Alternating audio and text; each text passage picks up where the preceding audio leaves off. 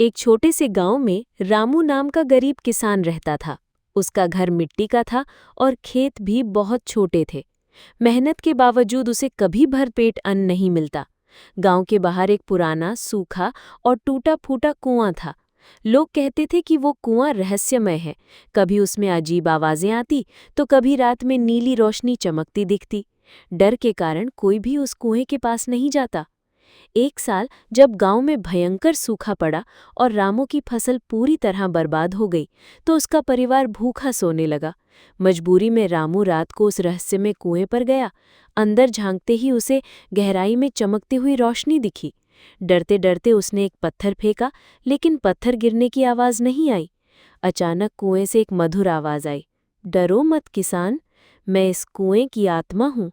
जो सच्चा और मेहनती होगा, मैं उसकी मदद करूंगी। रामू कांपते हुए बोला, मेरे पास खोने को कुछ नहीं है, बस इतना चाहता हूँ कि मेरा परिवार भूखा न रहे। कुएं से फिर आवाज आई, तुम्हारी ईमानदारी ही तुम्हारा खजाना है।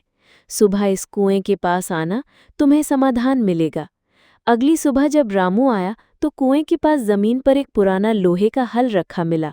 उसने हल उठाकर खेत में जोता और आश्चर्य हुआ, जहां जहां हल गया वहां सोने के सिक्के और हरी भरी फसल उगाई। रामू की जिंदगी बदल गई।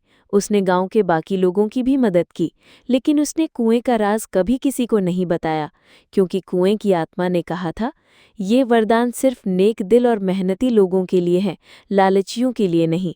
उस दिन से गांव वाले कहते हैं कि मेहनत और ईमानदारी सबसे बड़ा खजाना है और रहस्यमय कुआं केवल सच्चे दिल वालों को ही वरदान देता है।